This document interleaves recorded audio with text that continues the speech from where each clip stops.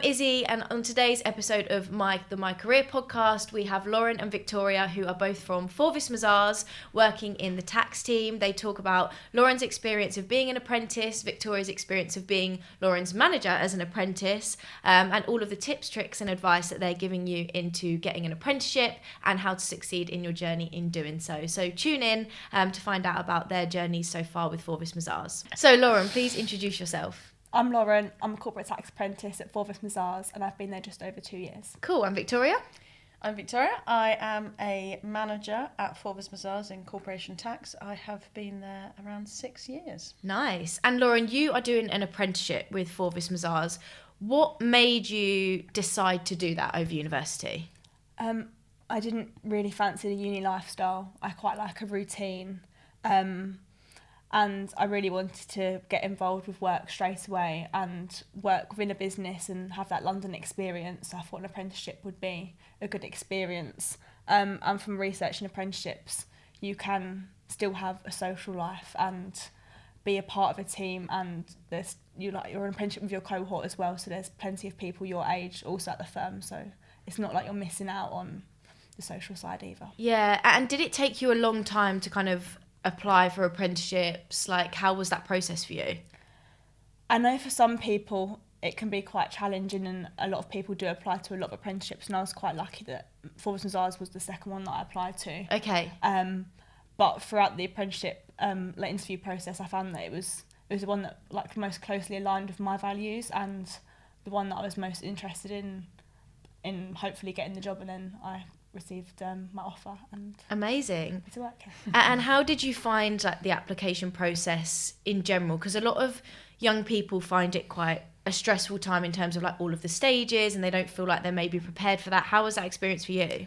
It was quite scary to begin with, but once I started it and got a little bit more experience with those interviews and group assessment stages, it became a lot easier. And I found with Forvis Mazars, their process was really well adapted to school leavers as well, and they really made you feel at ease rather than competing against the graduates, for example, because everyone's obviously in an assessment centre together, and that can be quite scary that you're sat in a group assessment with all these grads that have had all this experience or done internships, and you think you're behind because you haven't had that advantage. But Forvis Mazars didn't make it a competition, didn't make it anything like that. They wanted to see you work as a team, and that's what I really valued, is they wanted to see how you worked as a team and all together rather than who came up best or who was the leader of the group. Yeah, so you felt really supported in that journey from day one, really. Yeah, and we got given a mentor from the firm who spoke to you before your final interview and put you at ease for that. And then at the end of the assessment centre day and your final interview, you had a Q&A session with one of the current trainees, which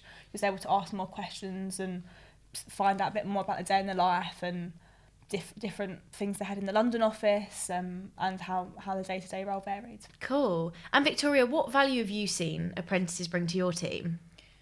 From my perspective, having younger people on the team brings fresh energy. Yeah. It's really easy when you've been at a firm for a long period of time to get stuck in your ways and sort of do processes that without thinking about them, and new people come in with fresh ideas, with new experiences, and they bring something to the team that it didn't exist in the team already. It's something that's completely new. It's almost, you look at something from the outside and you can see what's wrong with what's happening. Mm-hmm.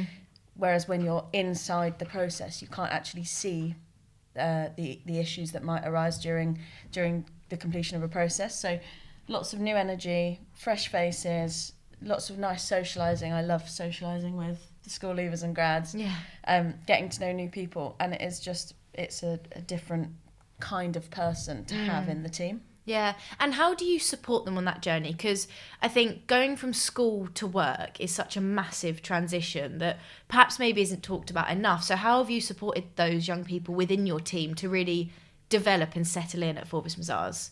I think I would say, from my perspective, imposter syndrome affects everyone. Yeah. So whether you are a graduate going into a professional services firm for a first time or a school leaver, it's scary no matter what. But I do recognise that coming from a university background, you do have more experience, a little bit more life experience probably.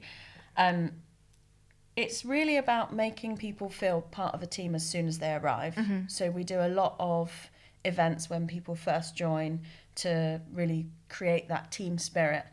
From a people manager perspective, we have sort of an open door policy. Okay. So if you ever have any questions, any time of day, Lauren can catch me at any point. So I might be furiously busy doing something, but if Lauren says, can I have 5 minutes, there's always 5 minutes. Yeah. So it's really a team spirit mentality where if I'm not available, other managers in the team, if you dropped them a message, they would absolutely be available to help you. So it's a real team that we've built at Forvis Mazars. Yeah. And what do you look for in the qualities of an apprentice to really succeed in their role at Forvis Mazars? More than anything, I think people skills are really important, because anybody can learn content and anybody can learn technical skills. But if you bring a personality and bring your whole self to work every day, I think that really sets you aside from your peers. A willingness to learn is the biggest thing. You're coming fresh out of school, you join a corporation tax team, 90% of them don't really even know what corporation tax is. So I run a lot of the graduate training, and my first question is always, does everyone actually know what we're doing? Like what your job is going to be? So yeah, it just, we really start from ground zero of knowledge.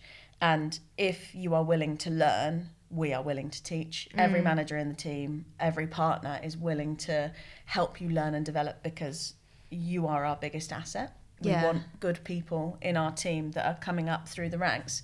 So yeah, someone that's willing to learn, has good people skills, and wants to be part of a team. Yeah. And what would your opinion on that be, Lauren? Obviously, having been through that process yourself, how have you found that being on the other side of it? So on my first day, I remember being absolutely petrified as an 18-year-old going into this new world of work. And I feel like any apprentice or any 18-year-old doing that is going to have imposter syndrome, like you said. But once I'd met the team and I'd been to a few social events prior, that they'd invited me to their sports day during the summer before I started. So I started September 2023 and they had a sports day in August. I've been to a couple of mixer events they held in the office where I met a couple of the partners and a couple of the current assistant managers now, and it really helped me get a feel for the team and know people for when I first went into that office, and everyone was so welcoming and really wanted to help. And then progressing through my role, there's certain areas of tax that I have found quite difficult, and which you would in any job, there's certain technical aspects, and I've come to Vix multiple times asking for help on tax accounting, and each time I take away like an extra bit of information, and gradually I got there, but it took like maybe 4 or 5 times of me being like, I need more help with that, and Vix dropped everything and helped me and has made sure to give me all the resources that I have to be able to keep being able to progress, and now I can do tax accounting. So we always say if you can take away one nugget from every training session, by the time we've done 5 of them, you've got everything you need. Nice. So it's just little bits at a time. We don't expect you to attend one training session and know absolutely everything. Of course, that's never going to happen.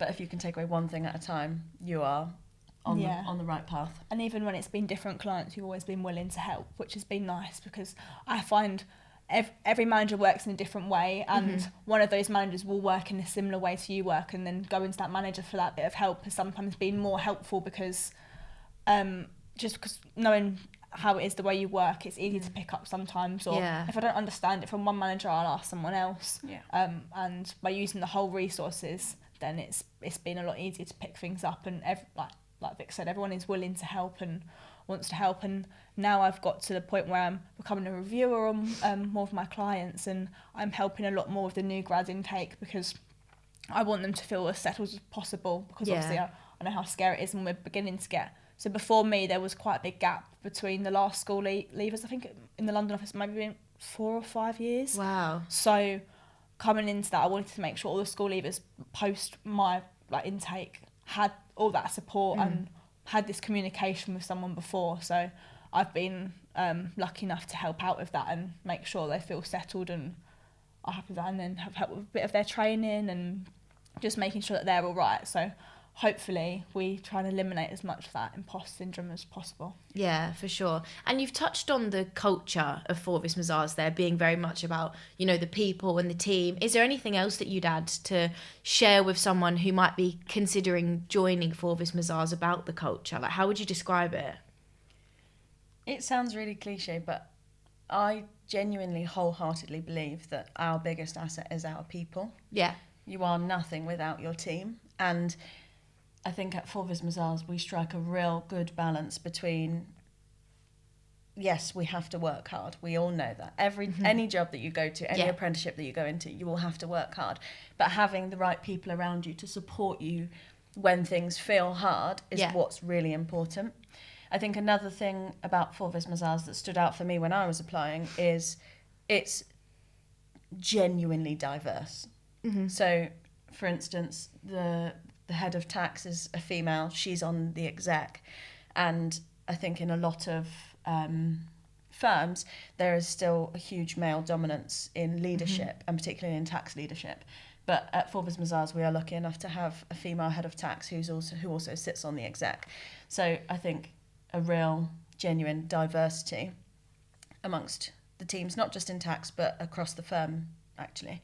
Another thing that does stand out is we have networks. Okay. So they are a mixture of, there are some religious networks, some wellness networks, we have a disability network, social mobility.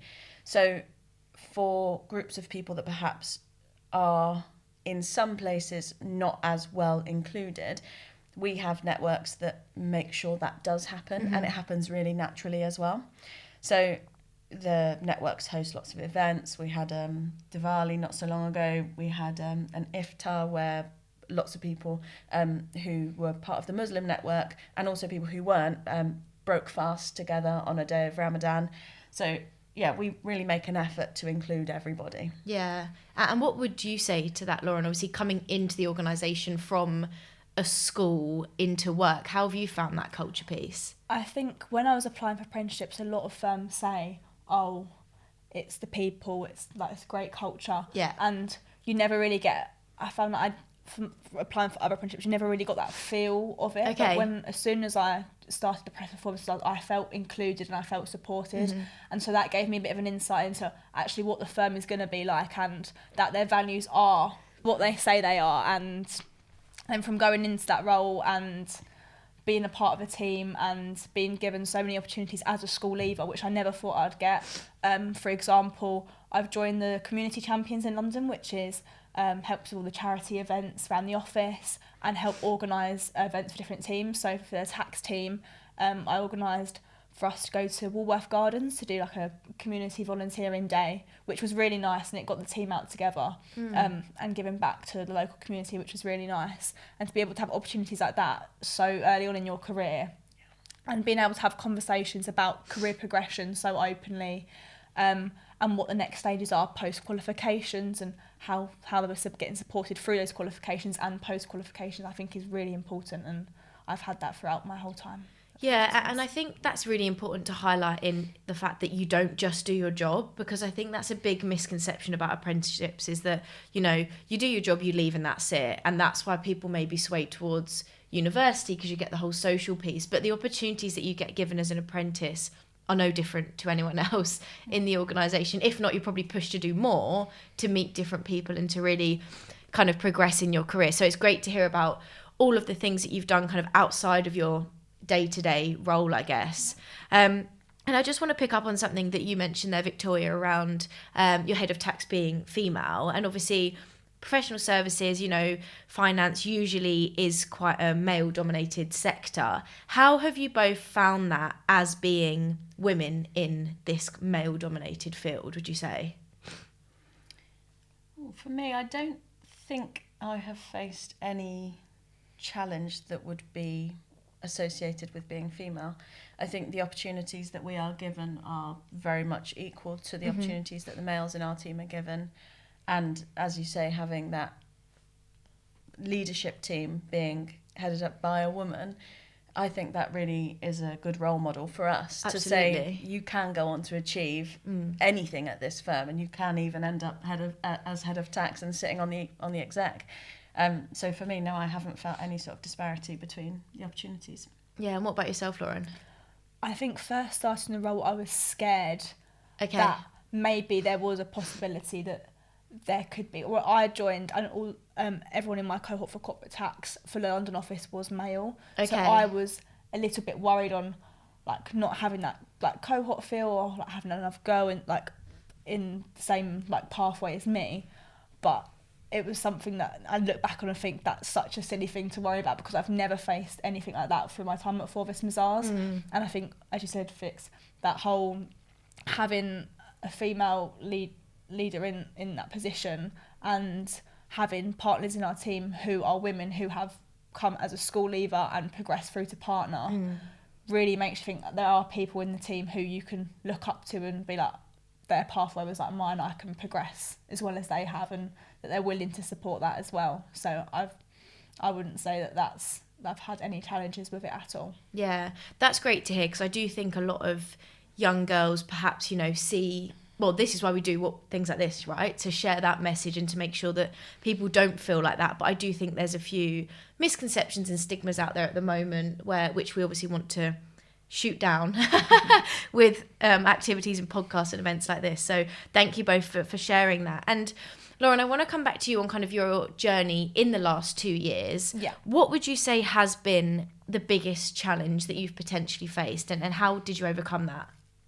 So I'd say I've had 2 probably big challenges. Okay. One more work focused, which has been balancing my workload. So Okay. I really like taking on loads of different things, trying a bit of everything, and it got to the point where I had so much going on and I didn't reach out for that help, because there is plenty of help available, but I was just trying to be independent and do it, whereas I needed to reach out to Vix and to other managers to be like, look, I've got so much going on, please can someone help me and manage that workload.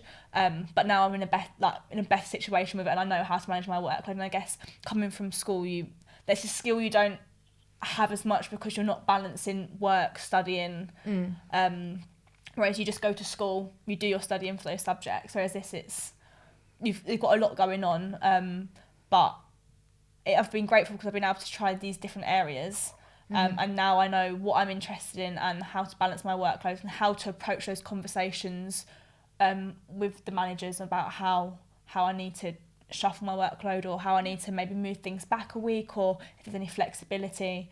So I'd say I've definitely progressed on that. And then from a non-work side, the exams. Okay. They are tough. They're manageable.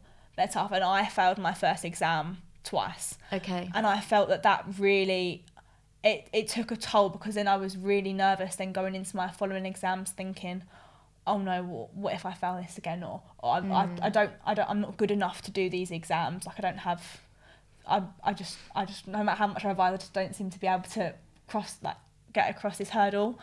But it was just me being silly.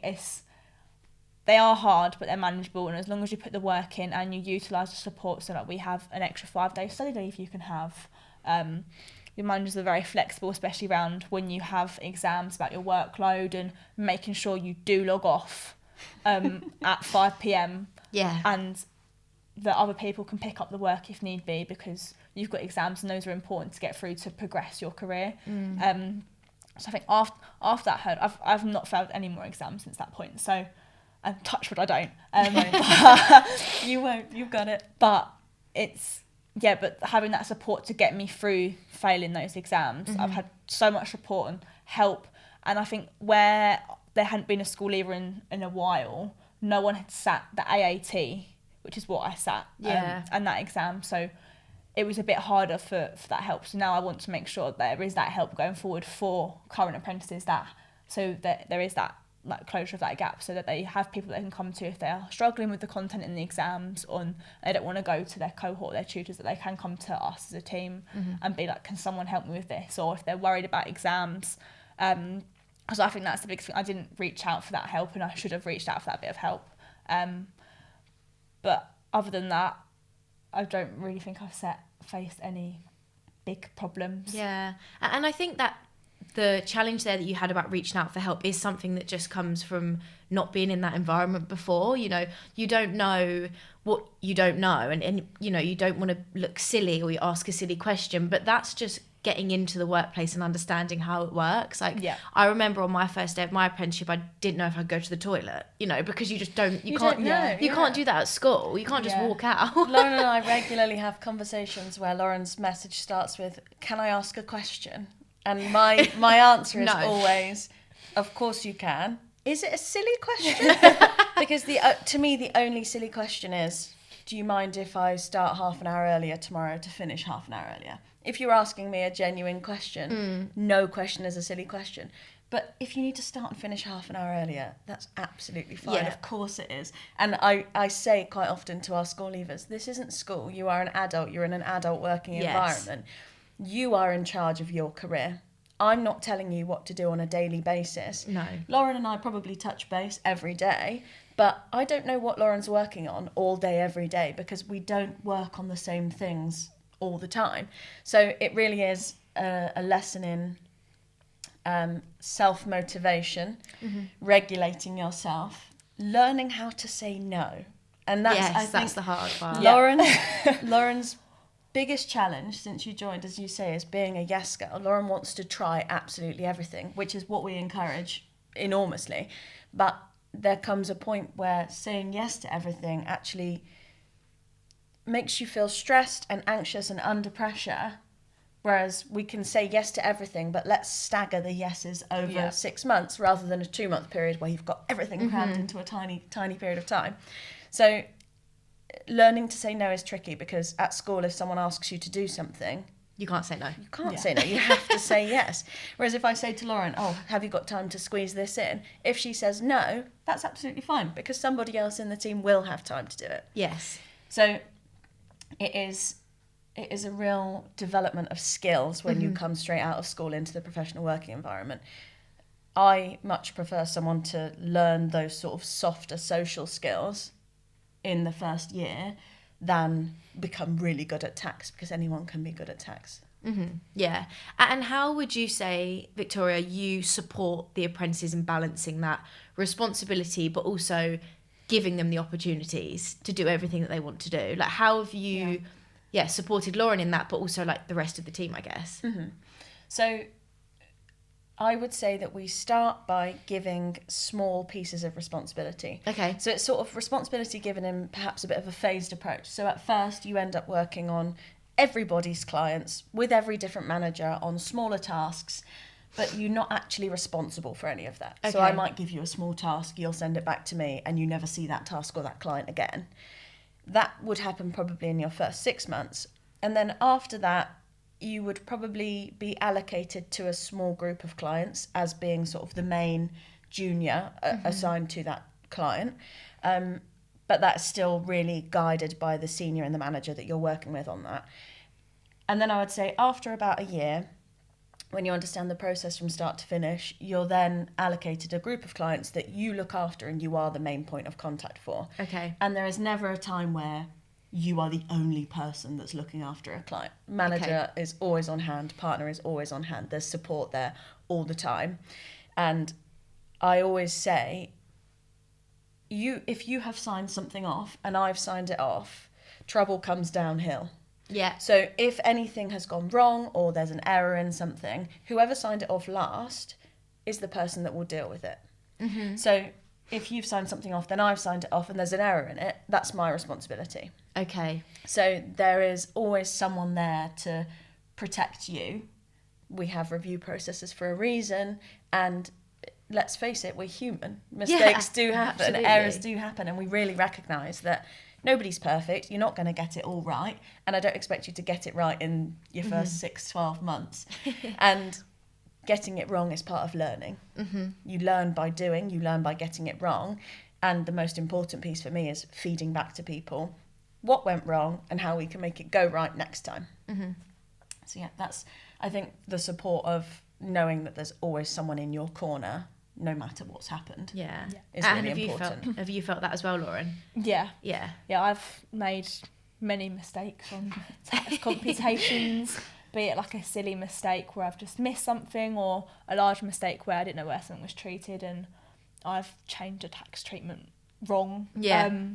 But it's about the learning from it, and everyone's there to support that learning. No one's ever come to me and been like, you've done this wrong, like that's really bad.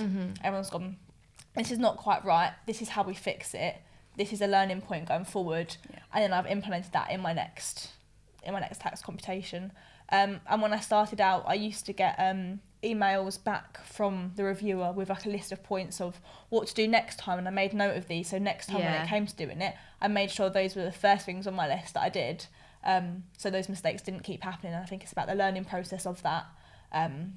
But there's always someone around, whether they be on your client or not on your client, always there to help. Or if you're in the office, even just going up to someone, they're always more than happy to take 5 minutes out to sit down with you and go through something. Or if you don't understand the feedback you've got, go through that. Yeah, and I think the feedback part of it is really important, because a lot of students or young people might, not take that very well. But I think you've got to be so open to that. If you're thinking of doing an apprenticeship, you can't go in thinking you're going to be amazing at everything. No, because you absolutely won't do. You don't know what it is. Nobody's perfect. Exactly. And you're coming fresh out of school with no experience, and you don't actually know what you're going to be doing in your job. Well, I remember the first day sitting there thinking, I don't know what my day looks like. Yeah. I will log on at 9 and I'll be ready to go, but ready to go with what? I don't know. I'm not sure. It's like what you said before, as in people will sign up to a corporate tax apprenticeship, and they'll know what corporate tax is, but they won't know what you do day to day or anything like that. So ask. Yeah. Ask, and it's part of the process that you're learning how to do. There's not really much online to know, like when I was applying anyway, to really what there was. They had the job description obviously on the recruitment page, but it doesn't really give you like an in-depth insight of what goes on. So that's why I found it helpful, like reaching out to other people to see if they could share their experiences, or once I started reaching out and asking those questions and really taking an understanding of the actual process. And we had a training in Glasgow where we went through the whole like engagement process and the process of the tax from the start to the end, and how you do an engagement letter and all like the checks you have to do beforehand, which I would never have known before stepping into professional services, that you have to like do background checks on the client and all this money laundering and the verification of identity and all these bits that go in behind the scene before you can actually progress with the work. Yeah, and that is one of my questions, which a lot of young people ask us, and we are interested in as well, like that typical day in the life. I think that's probably the biggest question we get asked, and when we do events with apprentices and school leavers, that is what they want to know. What does your day in the life look like? And also, Lauren, I'm really keen to hear, like, why did you decide to apply for tax, and what was your understanding of it when you were applying versus your understanding of it now? Yeah, so when I applied, I just knew, I thought corporate meant like businesses, like kind of large clients, and tax would just be the number they pay to the HMRC. That I didn't really know loads of detail about it. Obviously, I read the job description, but I guess that it kind of just gives you an overview of different skills and bits like that. So I wasn't 100% sure on going on it, and then obviously from the interviews, there was no real tax-specific questions. It was more about you and your experiences and the skills that you can bring to the role and what you've demonstrated before. Then since joining, I know so much more about tax, and it isn't just what number they pay to HMRC. There's so much that goes on behind the scenes to work out the tax computation. You have a thing called capital allowances, which is what I didn't know before, and all these different reliefs that you can claim, and all the different advisory services that we offer, like disputes, and there's within transactions, there's all this tax due diligence you have to do. I didn't know any of it. And then so it's like stepping into this world of, oh my god, there's so much I can do, and tax isn't just this typical boring role that sometimes it gets described. It's actually got so much you can do. No 2 days are I was exactly going to say, my day I do so much, so many different things a day. Like some days I could be working on one client doing the tax computation, like an information request list or writing up a report, and then the next day I might be working on like 5 different clients on smaller tasks, or drafting parts of a report that go off for review, or client meetings. And recently I've taken up, it's called Global Compliance and Reporting, and it's like a different area like I guess of tax, and it's where we coordinate global services Mm-hmm. For a company and all their like local entities, and we also do the tax for the UK entity. And I found that really interesting, that I've been able to coordinate with teams across the world, and a lot of those clients are US based, so it's been quite interesting being able to talk to a client and see what problems they're facing and how we can use our services and recommend different things and what they need help with. And before I started, I wouldn't have even thought that was something that you could do, but that you have all these services that need help with, but because of that experience I've had so far and being able to get involved in different pieces and learning different nuggets of information, that it's become really interesting. I found that something that I really, really enjoy, like helping clients find their problems and help the local teams and support that. Amazing. I think one thing that you touched on there that is probably not so widely known is, as soon as people join the team, you become client facing. Okay. So you're not sort of in the background doing all the work while the manager and the partner takes all the glory. You are on calls with me on a almost daily basis with our clients, and you don't necessarily, or from the beginning, you don't necessarily get involved in the conversation, but you're at least present in the conversation. You're a face on the screen or physically in the meeting. And that is a huge part of the learning process, because you're understanding the how we communicate with our clients, you're understanding new tax points, you're understanding how we as a professional services firm look after our clients. Yeah. So you instantly, I remember in my first week, I was taken to a client meeting in my first week. Yeah. And I remember thinking, goodness me, should I really be in front of these people? What am I doing? I don't know anything. But that was a massive thing that sort of sparks your confidence of, oh, the firm's proud to have me. I am part of the conversation, not necessarily talking all the time, because you may not have something to add all the time, but you are there, you are physically present, you are learning new things. Mm-hmm. It's one of those things I used to be quite scared of going on to a client call, just because I felt like I didn't know anything, I didn't feel like I was able to say anything, but even just sitting there and introducing myself and like taking notes and understanding what their problems was and what we do to help and how we interact with the clients has enabled me to now, I've led client calls. And amazing. I've been able to sit and speak to them. I send them emails, and before I'd be too scared to send them an email like, am I wording this right? And now I understand the importance of building that relationship. Absolutely. And having that close point of contact, and it helps the client as well. So you do build that relationship, and it is nice to then meet them in person as well. Yeah. And I think that comes back to, again, the point of the apprentices, you know, aren't just doing the admin work. They Absolutely are not, part of the team from day one. And it's great that, as you've just said, Victoria, you know, you're client facing, you're going out there. A lot of people have misconceptions that the apprentices are just doing the jobs that no one else wants to do, and that's absolutely not the case. You know, in 2026 that we're now in.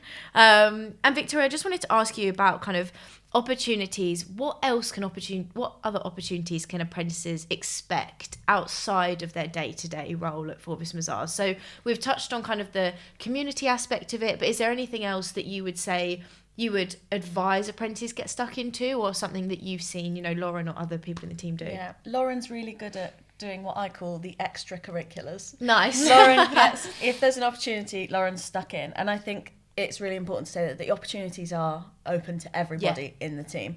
So, for instance, you're really heavily involved in our recruitment. So Lauren goes to recruitment events, university open days, doing events like this. You've spoken on a panel in front of an audience. So there are lots of opportunities to get involved. Once you're embedded into the culture of Forvis Mazars, you can become sort of a spokesperson for Forvis Mazars to hire essentially the next version of you. Who do you want to see on our team in the next year?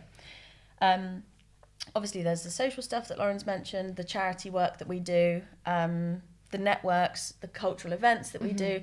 There's so much more than just sitting at your desk and doing your job. Yeah. So, as Lauren said, you're now getting involved in helping to train the new school leavers and graduates. And I think, for me, it's so amazing to see that happen, and that transition from learner to teacher. Yes. So you're teaching people who are perhaps even older than you, but because you've got 2 years of experience of doing it, you have the knowledge and the skill and the ability to impart that onto those new starters. And yeah, I mean, I just love watching people develop. That's a huge part of my job, is seeing you come in as 18-year-old shy Lauren who's terrified and wouldn't say boo to a goose, who can now say to a partner, no, I don't have time to do that, sorry. Yeah. Like, that's amazing. Love to that. me. And how do you work together to make sure that the apprenticeship is a success? I would say we speak quite a lot. Yeah. Not even in like intentionally. We don't have set catch-ups, but I know if I need Vix that I can drop her a message and she'll be like, right, let's discuss this, or we can get a plan in place. For example, because I've taken on this extra global compliance and reporting work, decreasing my tax compliance portfolio so I'm not overloaded. And through my exams, been very, very supportive, and ensuring that I can have time off around my exams and making sure that I don't go into it stressed. Yeah. I know I was messaging you, being like, I'm really stressed. Like, I don't know. I get really stressed around exams, and I just feel like having a manager who's been through it and who is able to sit there and be like, take a step back, breathe. Yeah, it's going to be okay. Like, Because you will be fine. It's like exactly. everything The world's will not be ending. fine. Yeah, Yeah, absolutely. and that's been really helpful to me. And just being someone who I can talk to my career progression and speaking about where I want to be in 1, 2, 3 years' time has been helpful, and that you're going to help me get there. And yeah, I will, yeah. Yeah. Is there anything you'd add to that, Victoria? I think understanding that we're all human and we're all doing this for the first time is a big thing. So as a manager, understanding that you will make mistakes, of course. You will get stressed, of course. Like, I make mistakes, I get stressed, and understanding that you're just another human being that's doing exactly the same thing. That's a big understanding that we have. Nobody's perfect, as I've said many times here. I think another thing that, not just specifically Laura and I, but as a team, we have a real solid foundation of people who have come up from school leavers and graduates. So most of our team is made up of people that have started with us from the first part of their career. So you are surrounded by people who are doing or who have done recently the same exams as you. And it's not necessarily, I need technical help, I don't understand this specific question, but it's, oh my God, I feel like I can't breathe going into an exam. Yeah. What can I do? It's then going, okay, everything's fine. An exam fail, as you have proven, is not the end of the world, and you will still be successful no matter what. So let's just take a minute, take a step back, and and just breathe. Yeah. And what would you say, Lauren, what do you enjoy most about being an apprentice? I enjoy all of it, so that's quite difficult. That's good. Like, I enjoy being able to work in London. I also enjoy the flexibility of being able to work from home as well. I feel like that has been really good. Being able to have, so obviously when I've got exams and stuff, being able to cut that commuting time and use that to revision. Yeah. But it's also really nice to go into the office and being able to see everyone in person and really building those relationships. And I think my favourite thing has been obviously meeting everyone and having that support system at work, and being able to go on to these really great clients that I never thought I'd have a chance to work on. And like, sometimes you're walking down the road and you're like that's my client, and it's like when you see them. Yeah, like I do their work, and it's Yeah. like you can just see that you're like making a bit of a difference, and that you are actually helping a client. And I think that's, and the opportunities that I've had so far, and it's been really good. Amazing. And I want to end on just kind of a piece of advice that you would both give. So, you know, a lot of our audience are thinking about doing an apprenticeship. They're in the process of applying for one. Maybe they're sussing out whether to do that or go to university. What advice would you give to maybe your former self as well, Lauren, you know, navigating the world, which is a bit overwhelming when you're doing your A-levels or your B-Techs or T-levels and trying to apply for programs at the same time? What advice would you give to young people that are thinking about this route potentially? Victoria, if we start with you and then... Sure. I went to university. Yeah. I didn't know at that time that these sorts of apprenticeships existed. Okay. Had I had my time again, I absolutely would have done the school leaver programme. You are qualified. You'll be qualified so much younger than I was qualified. Your earnings potential's higher, so much faster. And I just think my personality didn't really suit university. Okay. It wasn't for me. And though I completed my degree, I probably, if I had a chance to do it again, wouldn't do a degree. Okay. So it's not that I regret doing it, but I think the opportunity to succeed at such a young age and to have those huge opportunities given to you to work on these big household names at the age of 18, 19 is absolutely amazing. Yeah, amazing. And Lauren, what about you? I would say definitely consider both options of university or apprenticeship and jobs. I think apprenticeships are such a great thing, and I think they've really come into light recently, and I think that's great that it's having so much more coverage, because even when I was applying for them, like my school was like, you have to apply for uni, and I was like, but I don't want to. And they were like, well, what if it doesn't work out? And I was like, but I don't want to go to uni. Like, what if uni doesn't work out? Yeah. But recently they've been asking me to come back 2 or 3 times a year to share my experience, because I think it's really come to light how good apprenticeships are, and the experience you can get is unmatched. Like, and you can do internships and you can do placements, but nothing beats having that experience so young and having all these opportunities, and being able to sit there and ask all these questions to really successful partners in our company. And it's just like, I get to work with these people at such a young age, and I feel like it's been such a great experience, and and I don't feel like I've missed out. I feel like it's really common misconception that you've missed out. Yeah. But you've got to think about all the skills that you're gaining, like the money potential that you can earn, the qualifications that once you get that, no one can take that away from you. So I think it's really important to assess both options and really consider apprenticeships and think what kind of area you want to go into, what's interesting. Reach out to people on LinkedIn. I've had quite a few people reach out to me on LinkedIn and be like, well, what do you actually do? What is your apprenticeship like? Would you recommend? What's your firm like? And if you reach out to people, not everyone will respond, but some people will, and it'll give you a better insight. So if you are thinking about that, then give you a little bit more information. And if you do start an apprenticeship, don't be scared to ask questions. Yeah. Like, ask all the questions and bring a notebook. Yeah. I would say just write everything down. I think that's and now you can just send people the link to this episode, and there you go. You won't have to type the same message every time. Oh, thank you both so much. It's been so great to hear about your experiences, and also, Victoria, your experiences, Lauren's people manager and that relationship between you both. So thank you so much for your time, and I'm sure people will find this really useful. Thank you for having us. Thank you.